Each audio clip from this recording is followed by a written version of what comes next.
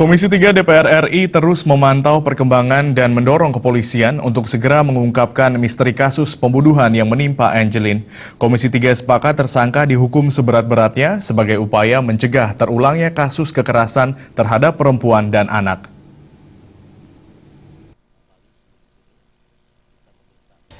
Anggota Komisi 3 DPR RI Patrick Rio Capella menuturkan pihaknya telah menemui Kapolda Bali Irjen Polisi Roni Sompi untuk mendapat penjelasan mengenai kinerja aparat dalam mengungkap kasus ini.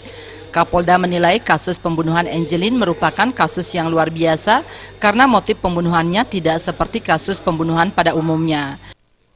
Tapi ini adalah motif yang agak sedikit unik dan oleh karena itu tentu Polda Bali dan penyidik dalam kasus ini agak berhati-hati dalam mengungkap kasus ini karena motif itu nanti berakibat kepada jumlah pelaku ya. Kalau motifnya warisan seperti yang diduga selama ini tentu si AG tidak berdiri sendiri.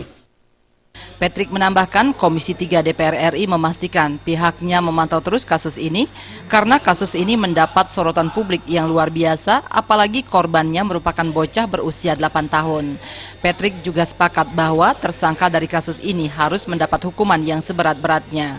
Bila perlu diberi hukuman mati untuk memberi efek jera agar kasus serupa tidak terulang kembali, terutama yang menimpa pada anak-anak berusia di bawah umur.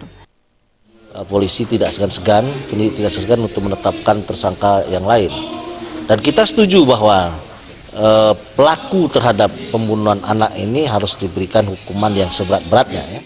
Terkait kekecewaan publik terhadap pihak kepolisian yang hanya mengenakan pasal penelantaran anak kepada tersangka M, Patrick Rio Capella meminta publik bersabar karena sampai saat ini aparat terus mendalami dan mencari motif sesungguhnya yang mendorong tersangka AG untuk melakukan kejahatan tersebut.